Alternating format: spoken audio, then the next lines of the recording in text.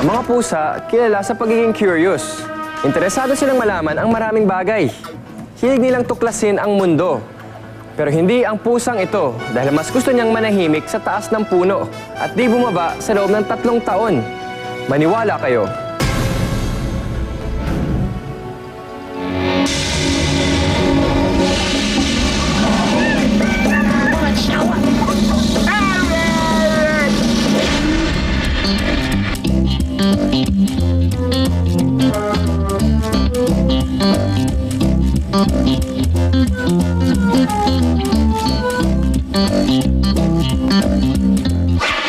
Alam niyo ba na ang pusang ito ay 3 taon nang nakatira rito sa puno?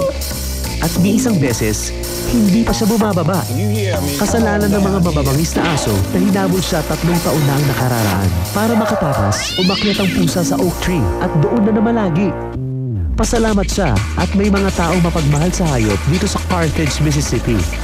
Gaya ni Charles McLean, na natagpuan siya at pinangalan ng Tree Cat. Kitten hollering up in the tree, so we came out and investigated. I tried to get it down and it was frightened and it went up high. Sinubukan niya noon na ibaba si Tree Cat, pero natakot ito at lalo pang umakyat sa puno.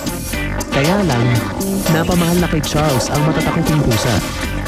Katunayan, gumigising siya ng alas 6:30 araw-araw para maghanda ng almusal. Umakyat ng 15-foot na hagdanan at mag-iwan ng pagkain sa platform at munting treehouse na siya mismo ang gumawa para sa alaga.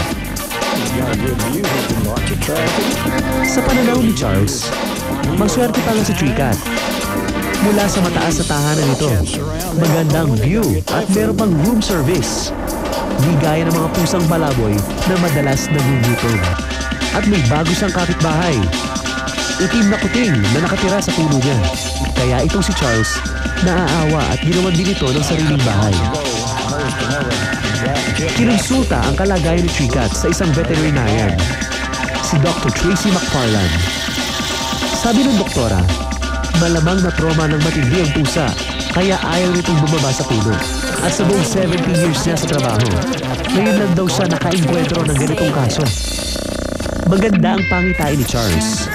Kung hindi na raw niya kayang alagaan si Tree Cat, naniniwala siyang may mga ibang taong papalit sa kanya. At hanggang may mga taong mapagmahal sa hayop, higit pa sa siyam na buhay tatagal si Tree Cat. I guess when I get too old to climb the ladder to feed him, someone else will probably climb it and feed him. He's got it too good up there. He's got it better than any cats I know of.